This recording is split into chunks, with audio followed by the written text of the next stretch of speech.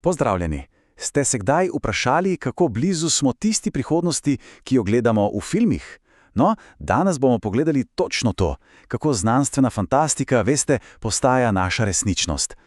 Kaj pa, če znanstvena fantastika v resnici ni samo fikcija? Kaj, če je nekakšen načrt za prihodnost? To je ta osrednja ideja, ne? Da se sanje, ki jih vidimo v filmih pa v igrah, danes dejansko gradijo. Ne govorimo več o domišljiji, ampak o resničnih prototipih, ki spreminjajo svet. Torej, kaj nas čaka? Najprej, kako domišljija postaja resničnost. Potem bomo spoznali te neverjetne inovatorje, pogledali si bomo njihove vizije prihodnosti, digitalne temelje za vsem tem in seveda, kaj vse to pomeni za nas. V redu, gremo kar po vrsti. Domišljija postaja resničnost. Od sanj do prototipov.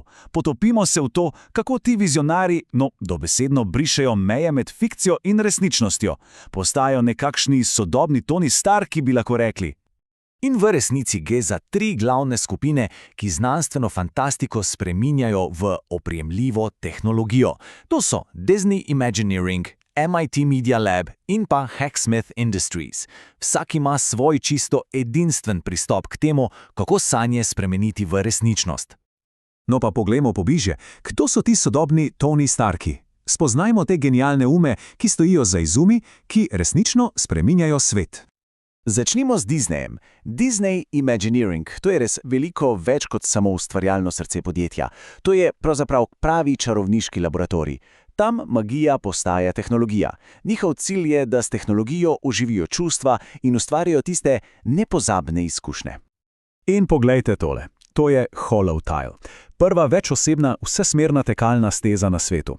To pomeni, da lahko več ljudi hodi v katerokoli smer neskončno, znotraj nekega virtualnega prostora. In ja, ideja prihaja naravno iz holodejka v zvezdnih poteh. Neverjetno, kaj ne?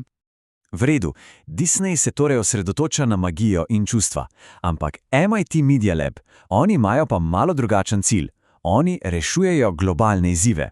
Njihov pristop je super zanimiv, ker združujejo tehnologijo, umetnost in dizajn, da bi ustvarili orodja za boljši svet. In odličen primer tega je Cityscope. Kako to deluje? Čisto preprosto pravzaprav. Na mrežo postaviš fizične kocke, ki predstavljajo recimo stavbe, parke, ceste, potem pa umetna inteligenca izračuna vpliv na promet, onesnaženje, socialne dejavnike in vse to se takoj prikaže. To omogoča načrtovanje mest v realnem času. Genialno. In potem je tu še tretja skupina. Hacksmith Industries.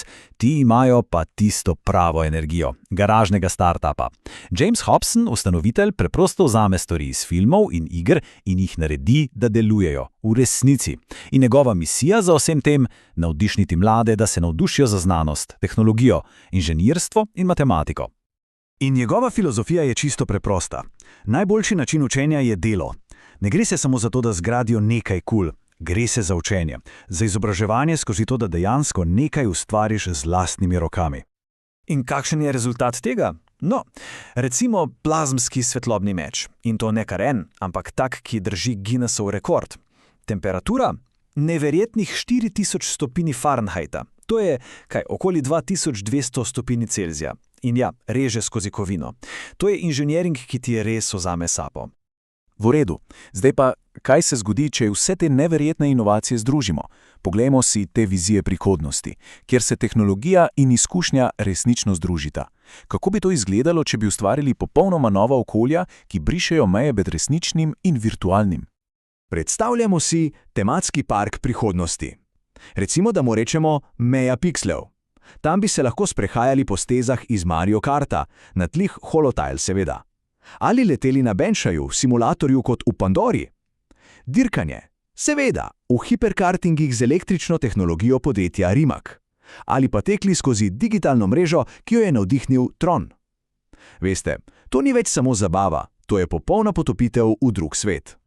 Ampak vse te sanje potrebujejo ogromno moči. In s tem pridemo do digitalnega temelja, motorja, ki stoji za vso to magijo. Poglejmo si to nevidno infrastrukturo, ki poganja celotno tehnološko revolucijo. Kaj je v ozadju? Poglejmo te številke. Naložbe v podatkovne centre za leto 2025. Microsoft 80 milijard dolarjev, Amazon 86 milijard. To so astronomske cifre. Podatkovni centri so dobesedno hrbtenica naše prihodnosti, ki jo poganja umetna inteligenca. In ja, tehnološki velikani vlagajo na desetine milijard, da bi zgradili te temelje. Seveda pa to prinaša tudi dilemo. Problem je, da podatkovni centri predstavljajo kar 3,4% globalnih emisij CO2. Ogromno. Ampak, in to je ta paradoks, rešitev prihaja iz istega vira. Umetna inteligenca AI optimizacija lahko njihovo porabo energije zmanjša za do 40%.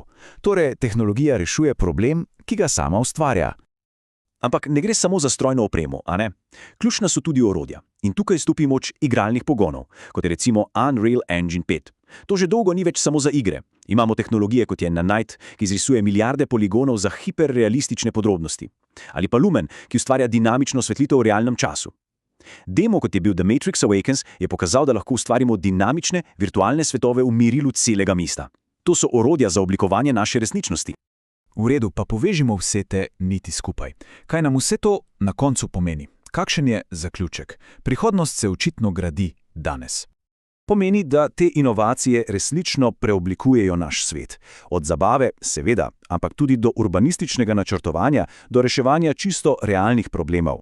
In morda najpomembneje, do navdihovanja naslednje generacije inženirjev in ustvarjalcev. To niso samo neke igrače, to so orodja, ki spreminjajo vse. In tukaj je morda ključna misel. Prihodnost ni nekaj, kar se nam bo kar zgodilo. Je nekaj, kar aktivno gradimo. Z vsakim novim prototipom, z vsako noro idejo. Vprašanje, ki ostaja za vse nas, pa je, kakšen svet bomo izbrali, da ga bomo ustvarili.